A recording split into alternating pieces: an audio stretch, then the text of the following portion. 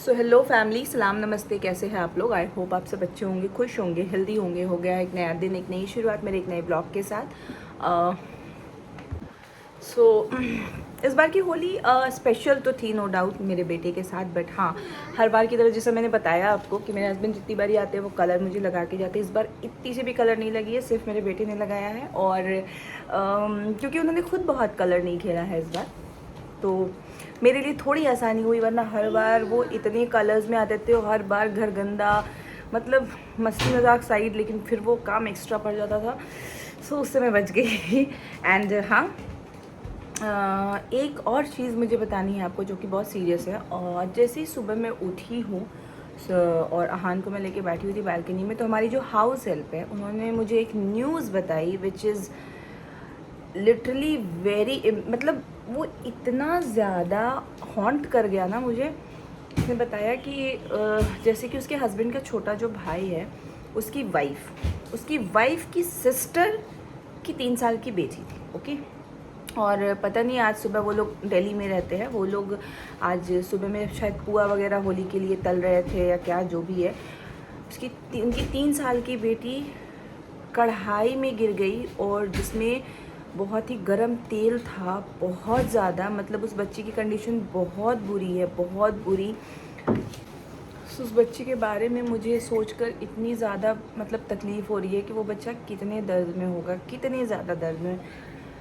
मतलब यार, मैं इन सारी चीज़ों को सुनने के बाद एक ही बात बोलती हूँ ना कि बच्चा तभी करो जब आप उसको पाल सको, आप उसको संभाल सको, रिस्पॉन्सिबल हो सको। इररिस्पॉन्सिबल होकर के ना एक बच्चे को मत करो यार, मत करो। अगर आप नहीं कर सकते हो ना तो मत करो। मीन्स फाइनेंशियली एंड ऑल वो सब साइड रख दो, बट अगर आप अटेंटिव नहीं रख सकते हो, आप बच्चे को लेकर रिस्पॉन्सिबल नहीं होना, तो फिर बच्चा पैदा मत करो यार, प्लीज़। मतलब वो बच्चा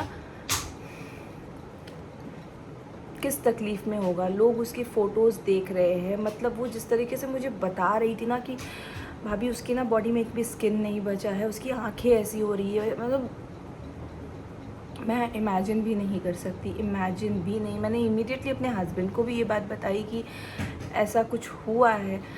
एंड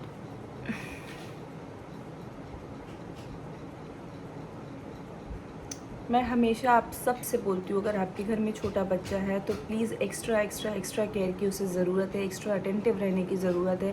क्योंकि हम तभी, मतलब हमें ये समझना होगा कि बच्चा वही करता है जो उसे नहीं करना चाहिए, जो उसके लिए अच्छी चीज़ नहीं है।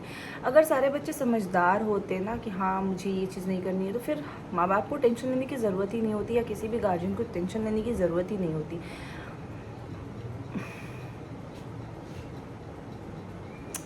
Let's not talk about this. मैं बस प्रे कर रही हूँ कि अगर बच्ची, अभी तो मुझे उस बच्चे के बारे में बहुत नहीं पता है, अभी शाम हो चुकी है, सुबह मुझे ये पता चली, और न्यूज़ मैंने कुछ शूट नहीं किया उसके बाद। मतलब क्या ही ना, कल होली थी और आज ऐसा इंसिडेंस होना, इवन इफ़ अगर होली नहीं भी है तो भी ये इंसिडेंस नहीं होना चाहिए। फेस्टिवल एंड ऑल सबको साइड रखो, बच्चे की तकलीफ़ मैटर करती है।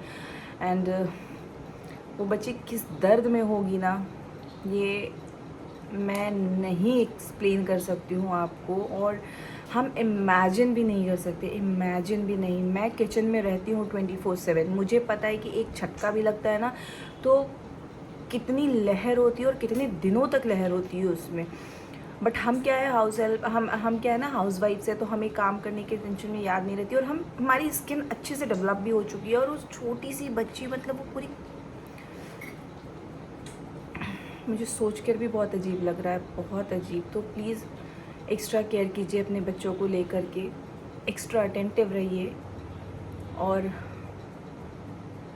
ये जो हो रहा है ना, ये नहीं है। मैं हमेशा बोलती हूँ ना, हम अपने आसपास बहुत सारे इंसिडेंट्स सुनते हैं, बच्चों के साथ एक्सीडेंट्स ही होते हैं, कोई जानबूझ करके बच्चों के साथ कुछ ऐसा नहीं करता, बट हमें उस एक्सीडेंट को नहीं होने देना है, इसलिए हमें एक्स्ट्रा अटेंटिव रहना है। मैं ये हमेशा बोलती हूँ, लोगों को मेरी बात खटकती भी है कि हमने भी बच्चे पाले हैं ये वो, बट मुझे फ़र्क नहीं पड़ता। आपने पाले हैं, गुड फॉर यू, बट हाँ, मैं जो एक्सपीरियंस कर रही हूँ, जो मैं देख रही हूँ अपने आसपास या जो भी है, मैं एक्स्ट्रा अटेंटिव अपने बच्चे को लेकर के रहती हूँ। और मैं अपने आसपास वाले लोगों से भी ये कहती हूँ कि आप अपने बच्चे को लेकर के एक्स्ट्रा अटेंटिव रहिए, प्लीज़, फॉर गॉड सेक।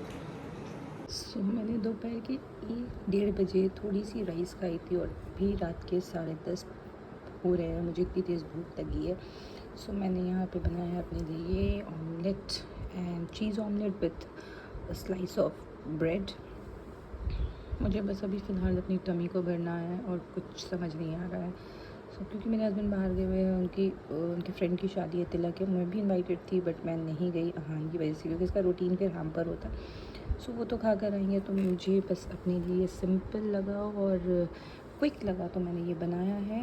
और अब मैं जा रही हूँ अपनी टमी को भरने, थोड़ा सा तो फुलफिल फील करूँ मैं। भूख बहुत तेज़ लगी हुई है भाई।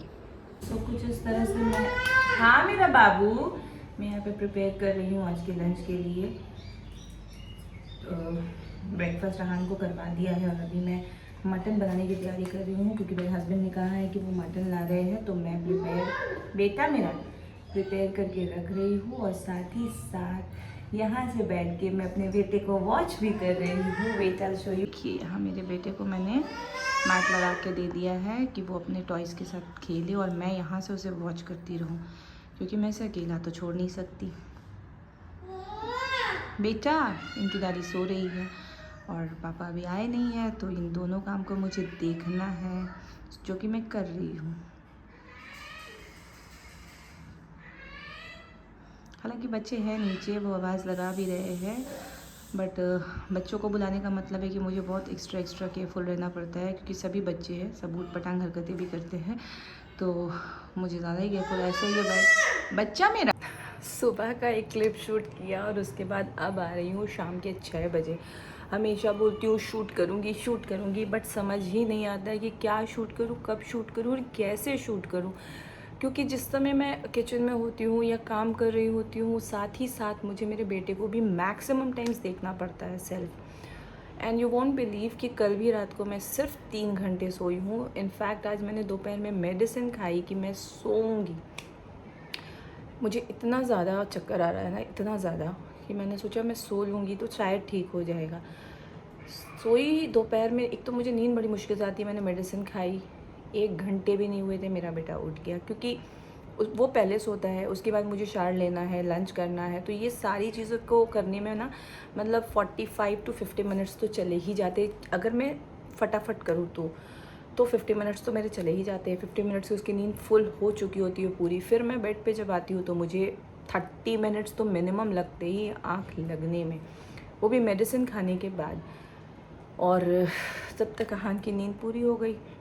मतलब इस कंडीशन में थी कि मैं उठ नहीं पा रही थी, मुझे उठने की बिल्कुल ही हिम्मत नहीं हो रही थी। वो मेरे ऊपर आकर के बैठ गया घोड़ा बना करके, एंड मैं उसको बस नींद में बोल रही हूँ बेटा रुक जाओ। एंड लकीली उसके पापा आ गए, उनके पास चाबी थी, डोर खोला, वो आए, उन्होंने उसे संभाला 10-15 मिनट। फिर मैंने हिम्मत करके मैं उठ करके थोड़ा फ्रेश हुई एंड फिर उनके लिए पराठे वगैरह बनाए। अहान के लिए एक पराठा बनाया, थोड़ा बहुत उसे खिलाया। दही जमाई थी बट उसने आज खाया ही नहीं दही, पता नहीं, बस छोटा था तो दही बहुत प्यार से खाता था without sugar and salt, but आज जब दिया तो उसने रिफ्यूज़ कर दिया। तो चलो कोई नहीं, पराठा एंड जैगरी थोड़ा सा खाया वो।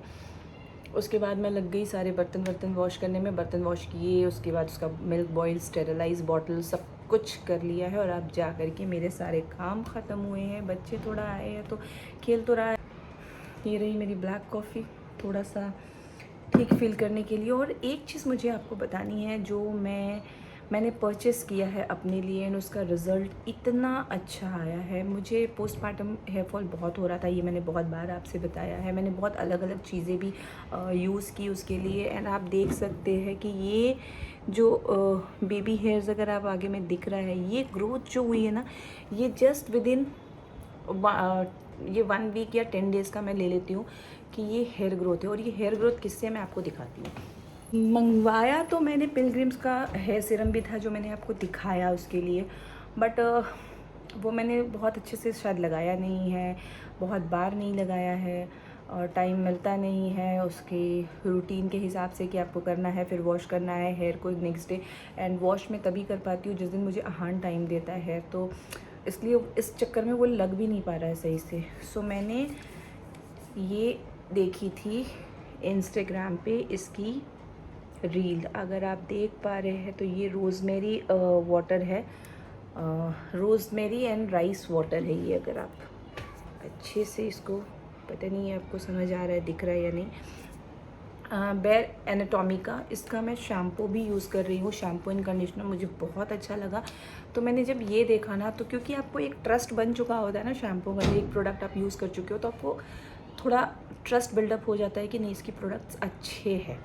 सो मैंने ये मंगवाया और आप देख सक रहे हैं ये इतना मैं इसका यूज़ कर चुकी हूँ। बहुत सिंपल तरीका है, आपको इसके बाद हेयर भी वॉश करना नहीं है, बस जस्ट स्प्रे कीजिए डेली अपने हेयर पे एंड जेंटल मसाज थोड़ा। सो ये बहुत सिंपल है।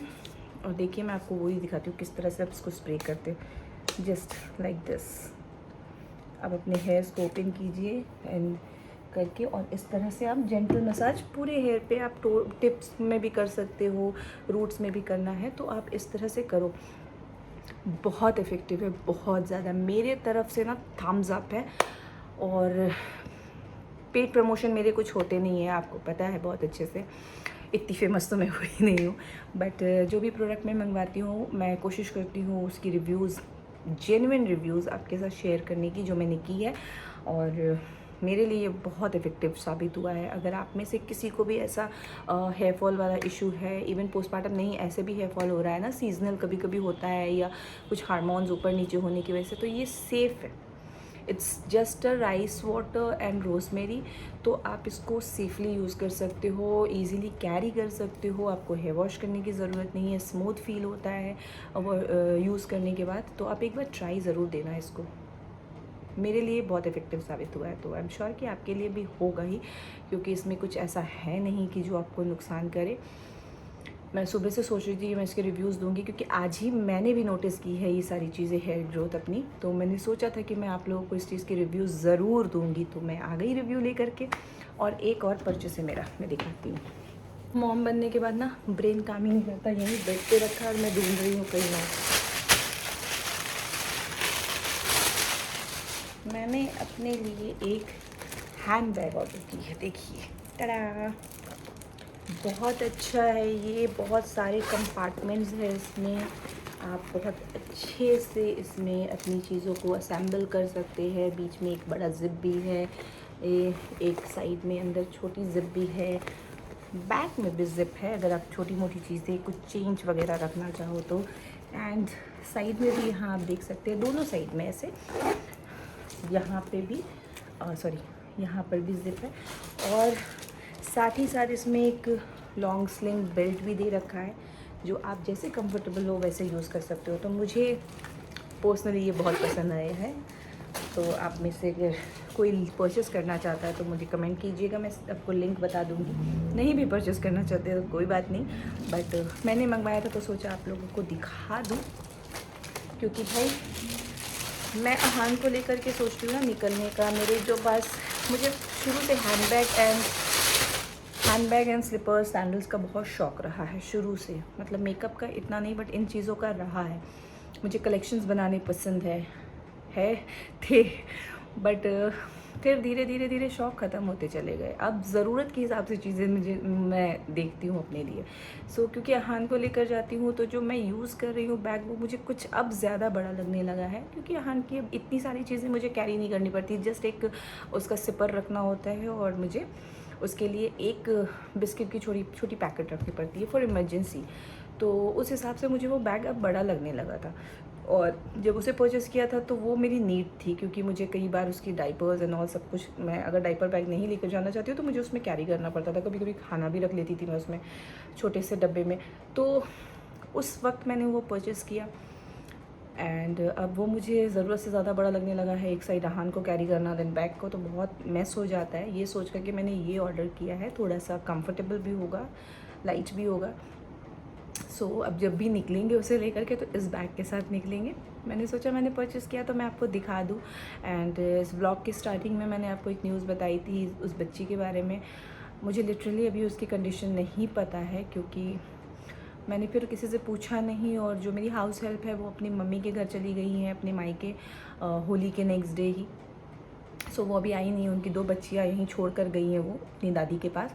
तो वो लोग आ रही हैं खेलने के लिए, तो मैंने फिर पूछा नहीं। अब देखिए वो जब अगर आएंगी तो मैं ज़रूर उनसे अपडेट पूछने की कोशिश करूँगी और मैं आप लोगों के साथ शेयर करूँगी। बट ये न्यूज़ बहुत बुरी थी, बहुत बुरी। ऐसा नहीं है कि सिर्फ हम अपने बच्चे के लिए फ़ील करते हैं, हमारे आसपास या कहीं भी अगर हम ऐसा सुनते हैं ना तो हमारी रूह कांप जाती है। और ये किसी के बच्चे के साथ भी नहीं होना चाहिए, किसी के भी बच्चे के साथ नहीं होना चाहिए। ऐसी घटना हम आए दिन आजकल सुनते हैं। हम किसे दोष दें इन सारी चीज़ों के लिए? पेरेंट्स को, घर के बड़े बुज़ुर्गों को, जो बच्चे को देख रहे हैं, हम किसे दोष दें? हमें कुछ समझ नहीं आता। बस हमको इतना पता होता है ना कि हमारे दिमाग में, स्पेशली मेरे दिमाग में चल रहा था कि मुझे अटेंटिव रहना है। इवन इफ़ मैं आहान को उधर छोड़ती भी हूँ तो मैं बीच बीच में उससे चेक करती हूँ जा कर के, दैट इज़ ही फाइन। तो अगर आपके घर में भी बच्चे हैं तो प्लीज़ बी अटेंटिव अपने बच्चों को लेकर के, क्योंकि at the end of the day वो आपकी रिस्पॉन्सिबिलिटी है, आपके बच्चे हैं, तो आपको उस पर एक्स्ट्रा केयर करना पड़ेगा। मैं इस ब्लॉग को इसी नोट के साथ एंड कर रही हूँ कि आप प्लीज़ अपने आसपास अपने बच्चे जो भी घर में हैं, मैं अपने हाउस हेल्प के बच्चों को भी डांटती हूँ अगर कुछ मैं उल्टी सीधी हरकतें देखती हूँ करते, जिसमें मुझे लगता है कि उन्हें लग सकती है, उनको हार्म पहुंच सकता है, तो मैं वहाँ पे उन्हें डांटती हूँ। सो मैं इसी नोट के साथ इसे एंड कर रही हूँ इस ब्लॉग को। मिलेंगे हम फिर एक नए ब्लॉग के साथ, क्योंकि इससे ज़्यादा मैं इस ब्लॉग को और मैं नहीं करना चाहती हूँ अभी कंटिन्यू, क्योंकि मैं खुद ठीक फील नहीं कर रही हूँ। मतलब कुछ न्यूज़ ऐसी सुनना, उसके बाद अपना माइंड भी मेरा खुद का भी प्रोसेसिंग में है उस चीज़ को डाइजेस्ट करने के लिए। सो ये था मेरा ब्लॉग। आई होप कि आप लोगों को मेरी आज की वीडियो पसंद आई होगी। वीडियो अगर पसंद आई है तो प्लीज़ इसे लाइक करें, शेयर करें, सब्सक्राइब करें, बेल आइकन ज़रूर प्रेस करें। हम मिलेंगे फिर एक नया दिन, एक नई शुरुआत मेरे एक नए ब्लॉग के साथ। तब तक के लिए खुश रहिए, हेल्दी रहिए, मुस्कुराते रहिए, क्योंकि ज़िंदगी बहुत खूबसूरत है। प्लीज़ अपने बच्चों पे ध्यान दीजिए, बस और कुछ नहीं।